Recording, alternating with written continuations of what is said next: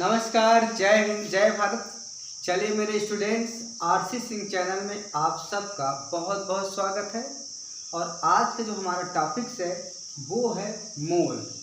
मोल क्या है, इसके बारे में आज हम अध्ययन करने जा रहे हैं। क्या वीडियो यहाँ तक दिखाई दे रहा है? जो लिखा हुआ है मैं एक बार चेक कर लूँ। हाँ ठीक है, दिखाई दे रहा है। चलिए चेक करना पड़ता है क्योंकि यहाँ लाइट वोट की तो बड़ी प्रॉब्लम है। चलिए, तो मोल क्या है? मोल एक नंबर व्यक्त करती है, मोल एक संख्या बताती है। अभी देखिए होता क्या है, जरा देखिए। मान लीजिए कोई भी पदार्थ है, कोई भी एटम है। मान लीजिए इतना बड़ा आपका कोई पदार्थ है, हम यहाँ लिख दे रहे हैं ये इतना बड़ा अगर कोई आपका पदार्थ है, मान लीजिए ये कोई पदार्थ है आपका। अब हमको नहीं पता क्या है, कोई पदार्थ है, कोई भी पदार्थ, चाहे लोहा ले सकते हैं आप, चाहे कापर ले सकते हैं, चाहे आप सिल्वर ले सकते हैं, गोल्ड ले सकते हैं, कुछ भी पदार्थ, पानी होने कुछ भी ले सकते हैं आप। अगर इतना बड़ा कोई पदार्थ है, ठीक है, और उसमें से आपने इतना भाग तोड़ लिया, उसमें से आपने क्या किया, इतना भाग आपने तोड़ लिया जी, और इसको तोड़ करके आपने अलग रख लिया, इसको तोड़ करके आपने अलग रख लिया। और यहाँ पर हम इसको ऐसे बना रहे हैं। मान लीजिए जिस प्रकार का, ऐसे तो नहीं बन पा रहा है, पर मान लीजिए ऐसे आपका बन रहा है। ये यहाँ से हमने इसको निकाल लिया, और यहाँ से जब निकाल यहाँ से तो कुछ ऐसे हो जाएगा, ठीक है। यानी यहाँ पर क्या हुआ, इस पदार्थ का ये खंड है, हमने इसको तोड़ लिया।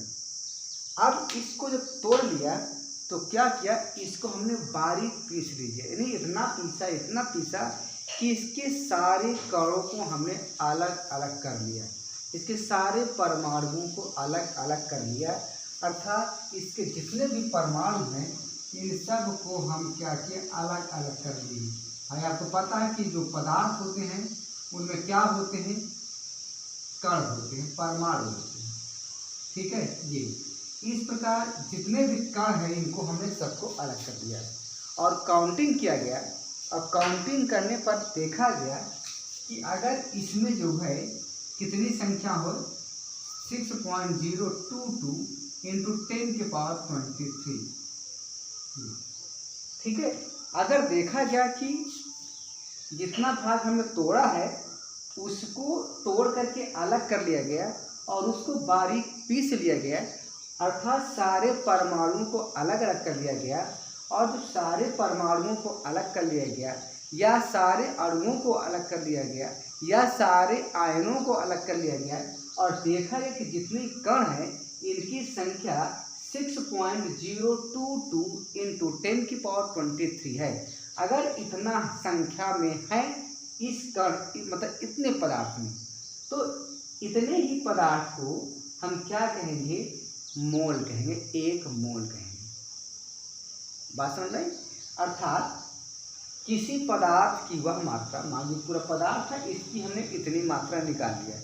जब हमने इस पदार्थ की इतनी मात्रा निकाल लिया और इस पदार्थ में परमाणुओं की संख्या को, कणों की संख्या को, आयनों की संख्या को, कुछ भी जब काउंटिंग किया गया तो देखा गया कि इतने परमाणु अर्थात इतने कण अर्थात इतने आयन निकल कर आ गए।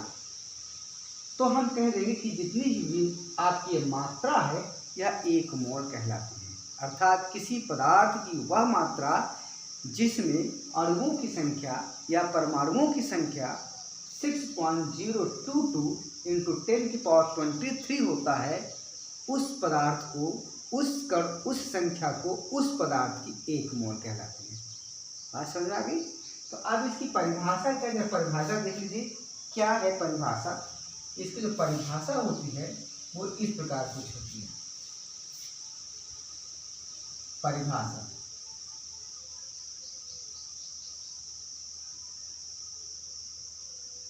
परिभाषा आप कैसे लिखेंगे, देखिए ध्यान से देखिए, जल्दीबाजी करने की आवश्यकता नहीं है। एक मोल पदार्थ की वह मात्रा है एक मोल पदार्थ की वह मात्रा है जिसमें उसकी जिसमें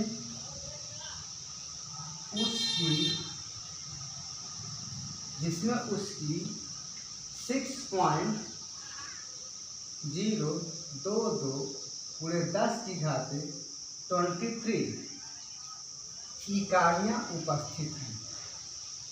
इकाइयाँ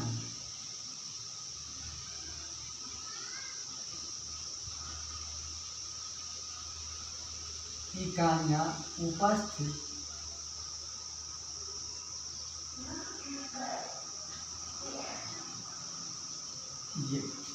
ये हो गई, क्या हो गई, एक मोल की परिभाषा।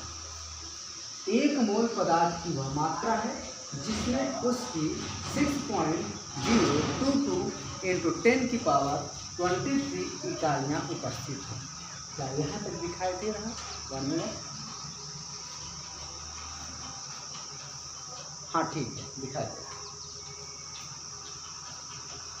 ये बात समझ में आ गई थी। अब चलिए, अर्थात ये जो मोल है यह एक संख्या को डिनोट करती है, यह एक संख्या को व्यक्त करती है। ठीक है, जैसे अगर हम 1 दर्जन कह लें, 1 दर्जन केला की बात कर लें, ठीक है, अगर हम कह लें 1 दर्जन केला,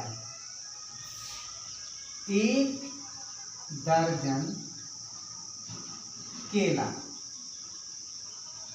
तो 1 दर्जन क्या, एक संख्या को बताती है। कितना बताती है? 12 केले। कितने हो गए? 12 केले। ठीक है, अगर हम कह दें 1 दर्जन किताब,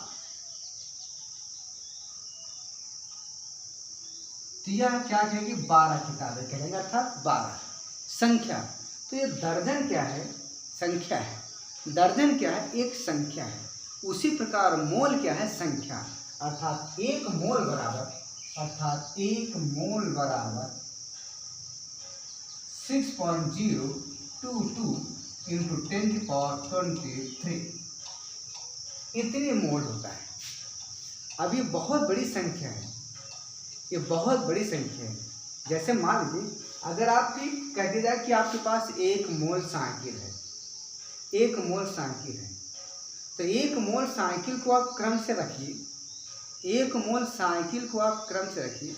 अच्छा, अब एक साइकिल की लंबाई कितनी होगी? मान लीजिए एक साइकिल की लंबाई 2 मीटर है। एक साइकिल की लंबाई कितनी है? 2 मीटर। तो अगर 2 मीटर है एक साइकिल की और 1 मोल साइकिल है, तो कुल कितनी लंबाई हो जाएगी? क्या देखिए, इसमें हम क्या करेंगे? 2 का गुणा कर देंगे। क्या करेंगे? 1 मोल साइकिल, 1 मोल साइकिल की लंबाई कितनी होगी? लंबाई 2 × 6.022 × 10⁻23 मान लीजिए। अब गुणा करेंगे, जबकि एक साइकिल की लंबाई हमने 2 मीटर माना है, तो यहाँ करेंगे 2 दूनी 4, 2 दूनी 4, 2 शून्य 0, 2 छंग 12, ये 10⁻23। यहाँ पर हटा दीजिए आप, तो यहाँ पर जो पॉइंट हटा देंगे तो ये आपका आएगा इतना मीटर। इसका मतलब है 1 2 3 4 5 6 7 8 9 10 11 12 13 14, यहाँ आप कम होगा ना भैया, 21 ही हो जाएगा। 1 2 3 4 5 6 7 8 9 10 11 12 13 14 15 16 17 18 19 20 21 मीटर है। अगर किलोमीटर बदलना है तो क्या करेंगे? 1000 का भाग देंगे, 1 किलोमीटर हो जाएगा। अब देख लो भाई कितना, इकाई, दहाई, सैकड़ा, हजार, 10,000, लाख, 10 लाख, करोड़, 10 करोड़, अरब, खरब, 10 खरब। मतलब भैया इतनी लंबाई हो जाएगी कि आप सूर्य को भी क्रॉस कर जाएंगे। तो ये फिजिकल तौर पर अगर देखा जाए तो बहुत बड़ी संख्या है, बहुत बड़ी संख्या है 1 मोल। लेकिन केमिस्ट्री में इतना कम है कि आप इसको एक चम्मच में ले सकते हैं। क्योंकि वो परमाणुओं की संख्या बहुत छोटा होता है। इससे साइज छोटा होने के कारण आप आराम से हाथों में, चम्मच में, ढक्कन में, कान में, गादी में, उंगली में रख सकते हैं एक मोल। बात समझ आ गई? तो बस सिर्फ मोल क्या है, एक मोल पदार्थ की वह मात्रा है जिसमें उसकी 6.022 इंटू 10⁻23 इकाइयाँ उपस्थित हों। मतलब एक मोल की बात किया जाए तो एक मोल एक संख्या होती है जिसमें कणों की संख्या कितनी होती है, 6.022 इंटू 10⁻23। क्लियर? चलो, अब इसी संख्या को हम अवोगाद्रो संख्या भी कहते हैं। क्या कहते हैं? अवोगाद्रो। 6.022 इंटू 10⁻23, इसी को हम कहते हैं अवोगाद्रो। अवोगाद्रो संख्या भी कहते हैं। क्या कहते हैं? संख्या, जिसको हम Na से डिनोट करते हैं, अर्थात Na बराबर 6.022 इंटू 10⁻23। हो गया भैया? नोट कीजिए। 1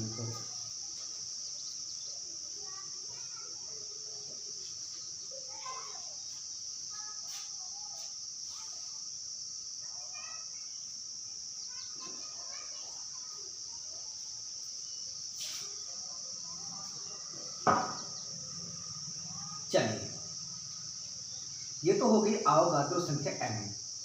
अब देखिए, एक क्वेश्चन इसमें आता है आपका, बहुत ही मजेदार क्वेश्चन आता है। 1 मिनट, आराम से देखिए, बिल्कुल जल्दीबाजी नहीं। गर्मी में छुट्टी हो गई है, गर्मी तो बहुत भयंकर है, तो कोई बात नहीं, यहाँ ध्यान रखिएगा।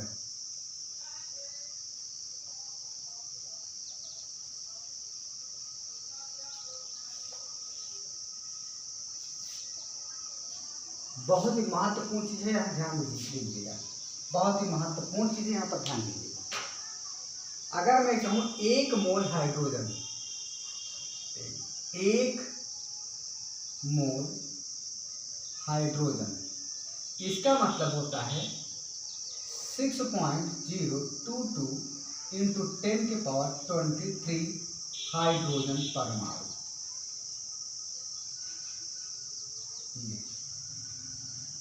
हो गया? अब ध्यान रखिएगा, इसका मतलब है हाइड्रोजन का 1 ग्राम, 1 ग्राम हाइड्रोजन, 1 ग्राम हाइड्रोजन परमाणु। और दूसरी बात, 1 मोल अगर हाइड्रोजन अणु की बात करें, 1 मोल हाइड्रोजन अणु, 1 मोल हाइड्रोजन अणु में कितने हाइड्रोजन अणु होंगे? तो आप लिखेंगे 6.022 इंटू 10⁻23 हाइड्रोजन अणु। हाइड्रोजन अणु, यहाँ अणु भी लिख सकते हैं, ठीक है। अब यहाँ पर लिख सकते हैं 2 ग्राम हाइड्रोजन अणु, ठीक है। इसी प्रकार अब ऑक्सीजन ले लें, 1 मोल ऑक्सीजन बराबर, ऑक्सीजन परमाणु ध्यान रखिएगा, तो यहाँ 6.022 इंटू 10⁻23 ऑक्सीजन परमाणु, ठीक है। अब ऑक्सीजन परमाणु का द्रव्यमान कितना होता है भैया? आपको पता होगा 16 ग्राम, 16 ग्राम ऑक्सीजन, 16 ग्राम ऑक्सीजन। अब अगर हम 1 मोल ऑक्सीजन परमाणु की बात करें, 1 मोल ऑक्सीजन परमाणु की बात करें, तो 6.022 इंटू 10⁻23 ऑक्सीजन अणु। और यह ऑक्सीजन अणु, इसका द्रव्यमान कितना हो जाएगा? 32 ग्राम O2 में। अगर मैं 1 मोल H2O की बात करूं, 1 मोल H2O की बात करूं, तो इसमें 6.022 इंटू 10⁻23 H2O अणु। अब H2O अणु का द्रव्यमान कितना हो जाएगा? 18। इतना आपको समझ में आ गया होगा। एक और इम्पोर्टेंट चीज, एक मोल H2SO4 सल्फ्यूरिक अम्ल की मैं बात कर रहा हूँ, तो आप यहाँ कर देंगे 6.022 इंटू 10⁻23 H2SO4 अर्थात यहाँ कितना हो जाएगा 2, 32, 64 लगभग 98। ठीक है, यानी हाइड्रोजन परमाणु की 1 ग्राम में हाइड्रोजन परमाणुओं की संख्या कितना होगा। जल के 18 ग्राम में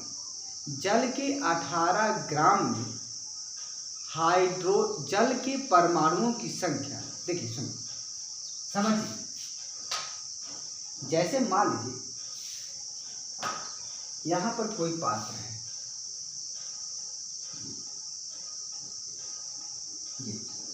इसमें आपने क्या किया, 18 ग्राम जल लिया। क्या लिया? जल 18 ग्राम।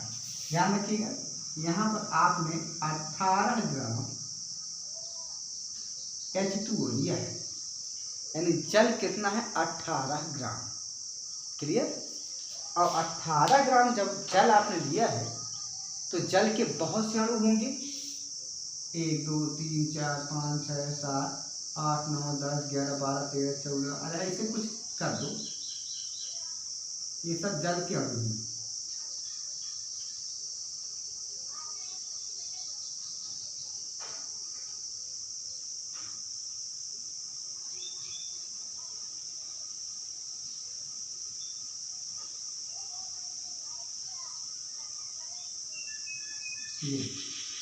जब आप 18 ग्राम जल लेंगे तो जो उसमें H2O के अणु हैं, H2O के अणु यानी बहुत से H2O के अणु हैं। नहीं समझ में आया? और क्लियर करो, और क्लियर करो, और क्लियर करो, बिल्कुल क्लियर करेंगे। इतना बड़ा है, इसमें 18 ग्राम आपने जल लिया है। ठीक है, कितने ग्राम लिए? 18 ग्राम। तो देखिए इसमें कितने H2O के अणु हैं। ये H2O हम H2O को स्टार से शो कर देते हैं। H2O का मतलब होता है स्टार। ठीक है, यही आपका H2O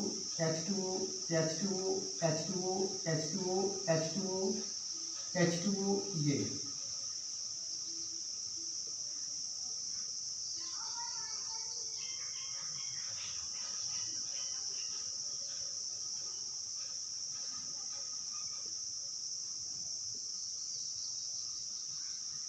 आराम से, जल्दीबाजी नहीं भैया, क्योंकि अगर केमिस्ट्री पढ़ना है तो अच्छे से ही पढ़ना पड़ेगा, वरना ये तो बहुत खतरनाक सब्जेक्ट है। बस आप मन से पढ़िए, सब आपका हो जाएगा। ये H2O है भैया, क्या है ये? H2O है, ध्यान रखिएगा।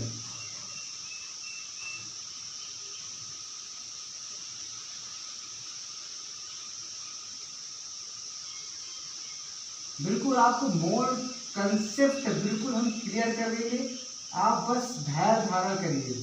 क्या है मोल? बहुत बच्चों को ये मोल परेशान करता है। ये इतने जब काउंटिंग किया गया 18 ग्राम जल लेकर के, जब 18 ग्राम जल लेकर के काउंटिंग किया गया इन H2O के अणुओं की संख्या, तो निकल कर आया आपका 6.022 इंटू 10⁻23। ठीक है, तो इतनी ही मात्रा को 18 ग्राम मात्रा को ही क्या कहेंगे? कहेंगे 1 मोल कहेंगे। क्लियर? चलिए लाइट आ गई, बहुत अच्छी। थोड़ा सा 1 मिनट भाई।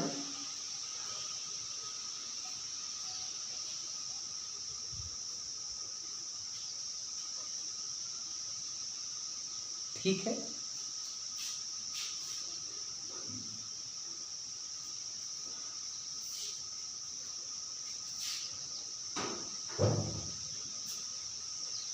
वर्णन भाई।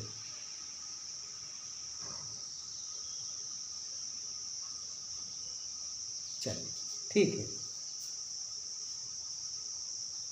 तो बात आपको समझ में आ गई होगी कि जब हम जल को 18 ग्राम लिया गया, 18 ग्राम तौल कर लिया गया, तो यहाँ काउंटिंग किया गया कि अणुओं की जो संख्या है, जल के अणुओं की संख्या इतने निकल करके आ गई, कितनी 6.022 इंटू 10⁻23, और इतनी ही मात्रा को 18 ग्राम मात्रा को ही, जल के 18 ग्राम मात्रा को ही हम क्या कह देंगे, क्या कहेंगे, एक मोल कहेंगे। क्लियर? चलिए, ये हो गया आपका मोल कॉन्सेप्ट। इसी प्रकार आपको जो हाइड्रोजन है 1 ग्राम, ठीक है, और आपके सोडियम है 23 ग्राम, इस प्रकार आप काउंटिंग कर सकती हैं। चलिए आगे देखिए, अब ध्यान रखिएगा मोलर द्रव्यमान क्या होते हैं। यहीं पर ध्यान दीजिएगा, मोलर द्रव्यमान। मोलर द्रव्यमान क्या है? मोलर द्रव्यमान का मतलब क्या है? कोई भी अणु है, अगर अणु है तो उसके जितने भी परमाणु हैं उन परमाणुओं के परमाणु भारों का योग। जैसे H2SO4 है, ध्यान रखिएगा, जैसे आपका H2SO4 है, H2SO4 यह एक अणु है हाइड्रोजन का, सॉरी यह एक सल्फ्यूरिक अम्ल का एक अणु है, और इस सल्फ्यूरिक अणु का जो मोलर द्रव्यमान होगा तो इसमें जितने परमाणु हैं इन परमाणुओं के परमाणु भारों का योग होता है। मतलब यहाँ 2 हो गया हाइड्रोजन का, क्यों? क्योंकि हाइड्रोजन का परमाणु भार 1 होता है, लेकिन यहाँ 2 है तो हाइड्रोजन का परमाणु भार यहाँ 2 रखेंगे। सल्फर का 32 होता है, ऑक्सीजन का 16 होता है परमाणु भार, लेकिन 4 है तो क्या हो जाएगा, 16 चौको 64, अर्थात ये लगभग 98 जाएगा। यानी सल्फ्यूरिक अम्ल का जो 1 मोल है उसका द्रव्यमान कितना, 18 ग्राम, और यही 98, और यही 98 क्या होता है, मोलर द्रव्यमान कहलाता है। तो इसकी परिभाषा क्या है? परिभाषा देखिए, किसी पदार्थ के 1 मोल का द्रव्यमान, किसी पदार्थ के 1 मोल का द्रव्यमान, 1 मोल का द्रव्यमान, 1 मोल का द्रव्यमान उसका मोलर द्रव्यमान कहलाता है, उसका मोलर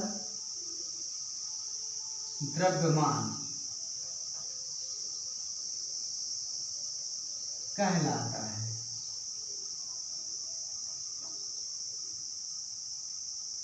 ये ठीक है। और अब मैं अगर एग्जाम्पल के रूप में कह दूं, क्या कह दूं कि आप कार्बन डाइऑक्साइड का मोलर द्रव्यमान बताइए, तो यहाँ 12 लिखेंगे क्योंकि कार्बन का परमाणु भार 12 होता है, ऑक्सीजन का 16 होता है, लेकिन 2 है तो क्या हो जाएगा, 32, अर्थात हो जाएगा 44 ग्राम। ठीक है। अगर मैं कह दूं H2O तो H2O तो अभी आपने निकाल ही लिया, हाइड्रोजन का 2, ऑक्सीजन कितना होता है 16, योग 18 ग्राम। और आप निकाल सकते हैं, सल्फर का 32 ग्राम होता है, निकाल सकते हैं। सोडियम क्लोराइड का निकाल सकते हैं, सोडियम को होता है परमाणु भार 23, क्लोरीन का 35.5, ये हो जाएगा 5 × 5 98.5।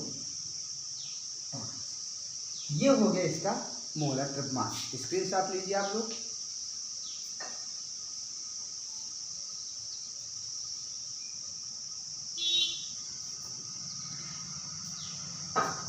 चलिए आगे देखिए। क्लियर? सिर्फ आपको मोल के बारे में बताया गया है। मोल क्या होती है, ये होता है, संख्या होती है, इसी को हम अवोगाद्रो संख्या कहते हैं।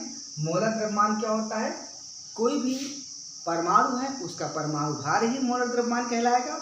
और मान लीजिए कोई अणु है तो अणु में उपस्थित जितने भी परमाणु हैं उन परमाणुओं की परमाणु भारों का योग ही मोलर द्रव्यमान कहलाता है। चलो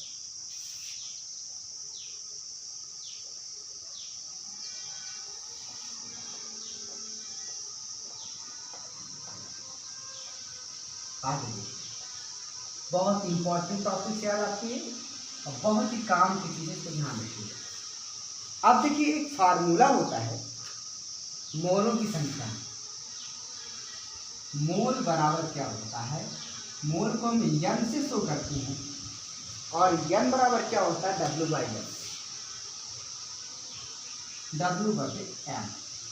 ये होता है मोल का सूत्र, जहाँ W क्या होता है ग्राम में, ग्राम में पदार्थ की मात्रा।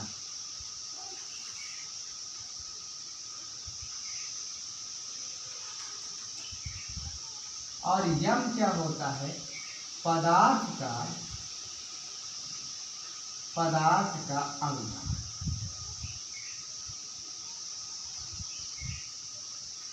क्लियर।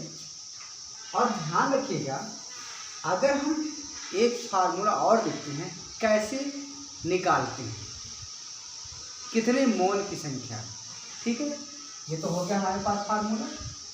अब यदि कोई पदार्थ है, मान लीजिए यहाँ पर एक पदार्थ है, चलो फिर से देखते हैं,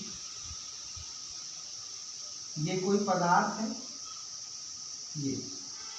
अब इसमें कणों की संख्या कुछ भी हो, कणों की संख्या कुछ भी हो, यहाँ पर मान लीजिए बहुत से कण हैं आपके, बहुत इनफाइनाइट, जिसकी काउंटिंग करना बहुत ही मुश्किल है, क्योंकि पदार्थ जितना बड़ा होगा उतना ही ज्यादा होगा, क्योंकि पदार्थ की मात्रा पर भी तो निर्भर करता है कणों की संख्या। बहुत ज्यादा इसमें परमाणु है, बहुत ज्यादा परमाणु है।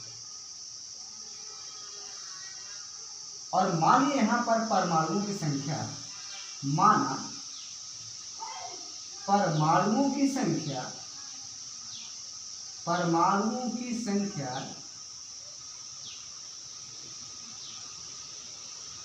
बराबर n है।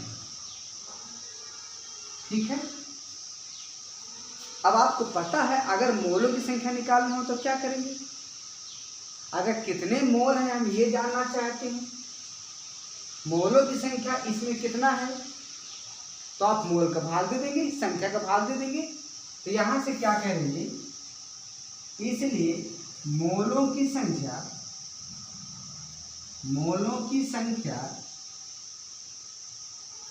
बराबर जितने भी परमाणु हैं उनमें अवगाद्रो संख्या का भाग दे देंगे, अवगाद्रो संख्या का भाग देंगे 6.022 इंटू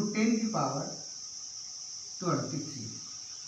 भाई इतना का मतलब 1 मोल होता है, ये तो होता है। अब इसका भाग दे देंगे तो मोल के रूप में आ जाएगा। सुनिए, जैसे मान लीजिए एक यहाँ पर टोकरी है, इसमें आम रखे हुए हैं, क्या रखे हुए हैं, आम। मान इसमें आम रखे हुए हैं, इसमें 90 आम है, कितने टोटल 90, 90 न करके आप 108 इसमें आम रखे हुए हैं। यहाँ हमने इसमें परमाणु की संख्या n माना था,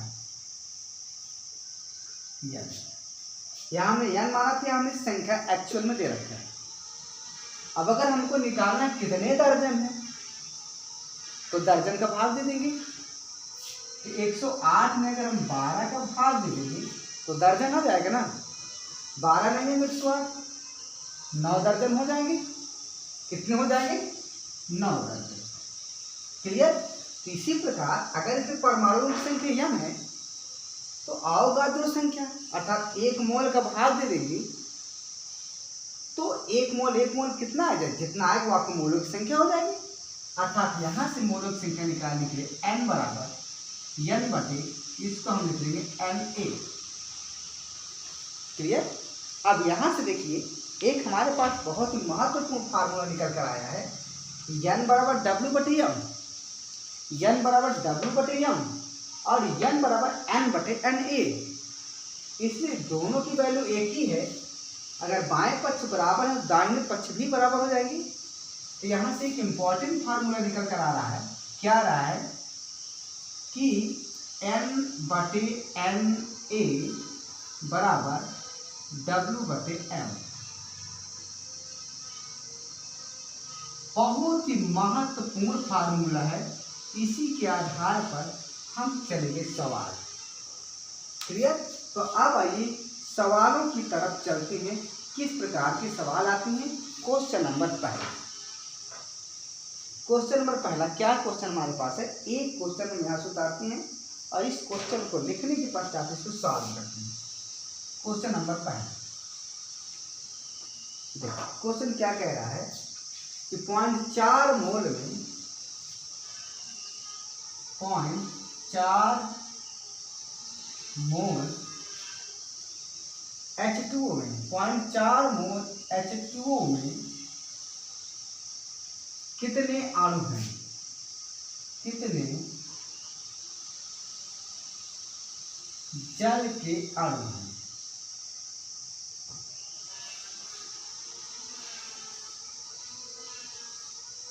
पहला क्वेश्चन 0.4 मोल H2O है, 4 मोल H2O है, 0.4 मोल, तो कितने अणु हैं? एक मोल में तो पता है कितना होता है, 6.022 × 10⁻23। तो कैसे निकालेंगे आप? कैलकुलेशन करिए। अणुओं की संख्या, कितने जल के अणुओं की संख्या, तो फार्मूला लगाओ। यहाँ से देखिए N/Ma बराबर ये क्या है? मोलों की संख्या। तो हम लिख सकते हैं ऐसे मोलों की संख्या, अर्थात इसको हम लिख सकते हैं, गुणा कर देंगे। N बराबर क्या हो जाएगा यहाँ से? N × Ma। क्लियर? अर्थात N मोलों की संख्या है, N मोलों की संख्या है, तो 0.4 कर देंगे। और N क्या है? अवगाद्रो संख्या, अर्थात 6.022 × 10⁻23। अर्थात यहाँ से क्या हो जाएगा? 4 × 8, 4 × 8, 4 × 0, 4 × 24, और यहाँ 10⁻23। 1 2 3 4, 1 2 3 4। इसको हम लिख सकते हैं नियर अबाउट 2.41 × 10⁻23 अणु। That is your correct answer. Note down कीजिए भाई तुरंत।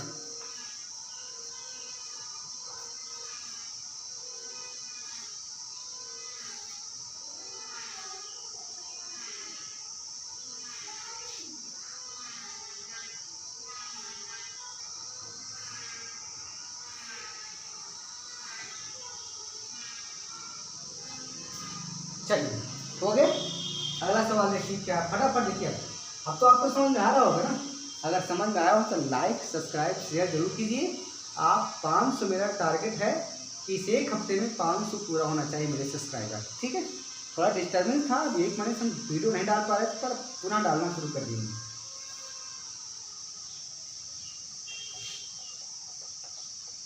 अगला सवाल, दूसरा सवाल देखिए क्या है, बहुत ही इंपॉर्टेंट सवाल है। दूसरा सवाल है, 1 चम्मच जल का भार, 1 चम्मच जल का भार, 1 चम्मच जल का भार कितना है? 6 ग्राम।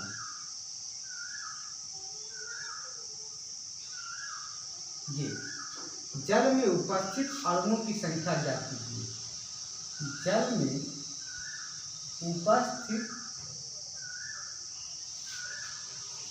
अणुओं की संख्या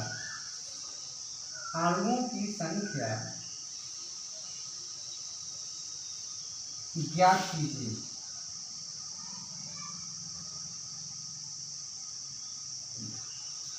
अब देखो 1 चम्मच जल का भार 6 ग्राम है। ठीक है, 6 ग्राम है, तो जल में उपस्थित अणुओं की संख्या, यानी मान लीजिए यहाँ पर ये आपका चम्मच है,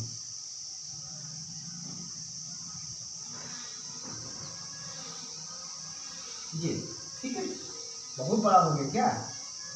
सॉरी यार, ये मान लो चम्मच है, मान लो यार चम्मच ही तो है, इसमें हमने जल ले रखा है। ये जल है, और इस जल को तौला गया तो देखा गया इसमें 6 ग्राम है। कितना है? 6 ग्राम जल है। तो 6 ग्राम जल में कितने जल के अणु हैं? तो आइए देखते हैं क्या होता है। n बटे एन ए बराबर W बटे m फार्मूला है, n निकालना है आपको, तो W बटे m और यहाँ क्या हो जाएगा एम ए। तो यहाँ पर जल कितना 6 ग्राम ग्राम में होना चाहिए, जल का अनुभार 18 होता है और यहाँ पर अवगाद्रो संख्या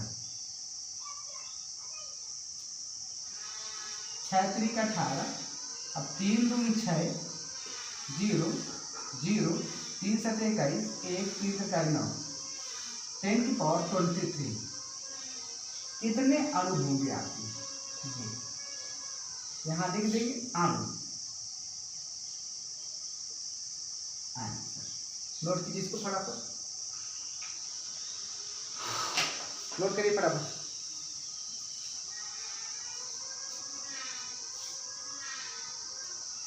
यहाँ थोड़ी लाइट थी, थोड़ा देख लीजिएगा, क्लियर स्क्रीनशॉट ले लीजिए आप लोग।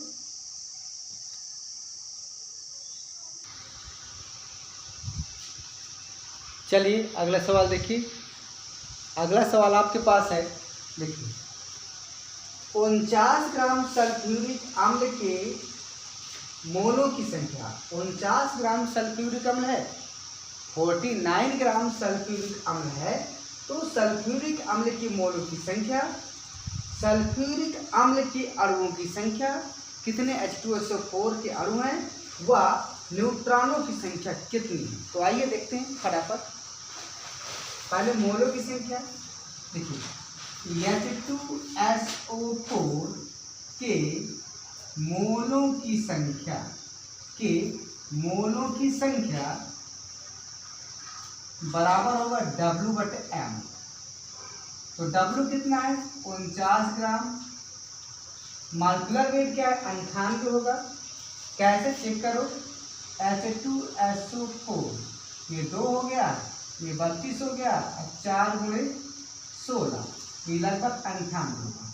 यहाँ 98 को भाग दे देंगे, 49 से कम 49, 49 गुणे 98 मतलब 1 बटे 2 मतलब 0.5 आपका उत्तर आ रहा है, क्या आ रहा है मोलों की संख्या, ये 0.5 मोल आपके आ गए, 0.5 मोल H2SO4।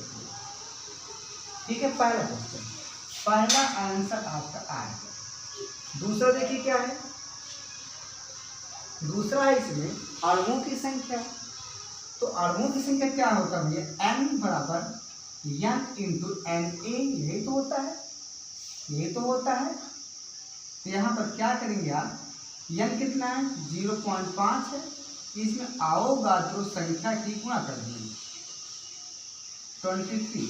तो यहाँ पर कितना हो जाएगा 5 गुना 10, 5 गुना 10 से 11 और 5 छक्का 30 ये, और 10 की पावर 23, 1 2 3 4, 1 2 3 4 यहाँ पॉइंट लगेगा, अर्थात इसको हम लिख सकते हैं 3.01 इंटू 10 की पावर 23 अणु H2SO4 के अणु, इतने H2SO4 के अणु होंगे, इतने सल्फ्यूरिक अम्ल के अणु हैं, कितना 49 ग्राम। क्लियर, 1 मिनट थोड़ा भाई लाइट चली गई, हेलो हो गया, ठीक है, ठीक है, दिखाई दे रहा होगा आपको सबको। थोड़ी 1 मिनट मैं लाइट को और इधर कर दूं, ठीक है, क्या अक्षर आपको दिखाई दे रहा है, 1 मिनट थोड़ा सा, हाँ चलिए ठीक है। चलिए तो देखिए यहाँ पर क्या हुआ, 49 ग्राम में मोलों की संख्या 0.5 हो, और 49 ग्राम में कितने सल्फ्यूरिक अम्ल के अणु है 3.01 इंटू 10 की पावर 23। अब यहाँ से एक क्वेश्चन है कि न्यूट्रॉनों की संख्या कितना होगा। तो देखो भैया, H2SO4 के एक अणु में न्यूट्रॉन, एक अणु में न्यूट्रॉनों की संख्या न्यूट्रॉनों की संख्या कितनी है। देखिए आप खुद देखिए कितने न्यूट्रॉनों की संख्या है भाई। तो यहाँ क्या है, H2SO4 है, तो H2SO4 में न्यूट्रॉन 0, यहाँ पर 0 हो जाएगा। फिर सल्फर है, सल्फर का परमाणु भार कितना होता है, सल्फर का परमाणु भार 32 होता है और परमाणु क्रमांक 16 होता है। 32 में 16 घटा दो 16 आएगा, ये हो गया 16। ऑक्सीजन में परमाणु भार 16 और परमाणु क्रमांक 8, यानी 16 में से 8 घटा देंगे तो 8 आपका आएगा। लेकिन यहाँ पर कितना है, 4 है, कितना है 4, तो कितना हो जाएगा 8 चौको 32, कितना हो जाएगा 8 चौको 32, तो कितना हो गया टोटल 2 6 8 और 1 3 4, ये यानी न्यूट्रॉन सल्फ्यूरिक अम्ल के एक अणु में न्यूट्रॉन की संख्या कितनी है 48। एक अणु में सल्फ्यूरिक अम्ल के एक अणु में न्यूट्रॉनों की संख्या है 48 और हमारे पास है कितने अणु, इतने अणु हैं। इसलिए 3.01 इंटू 10⁻23 H2SO4 के अणु में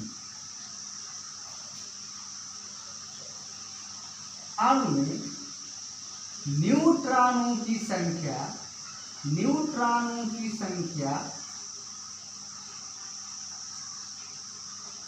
कितना हो जाएगा, गुणा हो जाएगा 49, कितने अणु हैं 3.01 इंटू 10⁻23, ये कितना हो जाएगा, कैलकुलेशन कर लीजिए, गुणा भाग कर दीजिए, कितना आएगा, गुणा करने क्या, चलिए यहाँ पर कर लेते हैं। यहाँ 3.01 है, 49 है, 9 एकम 9, 9 शून्य 9 27, 4 एकम 4, 4 शून्य 4 12, 9 4 7 4 1 1 2 147, यहाँ पर 147.49 पूरे 10 की घाते 23, कितना रहा है। अब इसको और अगर आप करना चाहते हैं तो एक पॉइंट इधर कर लो और एक यहाँ बढ़ा दो, ये हो जाएगा 14.7 10⁻24 आंसर। ये रहा आज आपका मोल से संबंधित परमाणुओं की संख्या, अणुओं की संख्या, न्यूट्रॉनों की संख्या। कल अगली वीडियो में इसके और हम सवाल बताएंगे, तब तक आप इंतज़ार करिए। बस आपसे एक ही रिक्वेस्ट है कि इस हफ्ते मेरे 500 सब्सक्राइबर करवा दीजिए, बस 4-5 सब्सक्राइबर और बाकी है, पूरे 500 पूरे हो जाएगी। और आप सब लोगों को बहुत बहुत धन्यवाद मेरे इस चैनल को लाइक करने के लिए, सब्सक्राइब करने के लिए। नमस्कार, जय हिंद, जय भारत।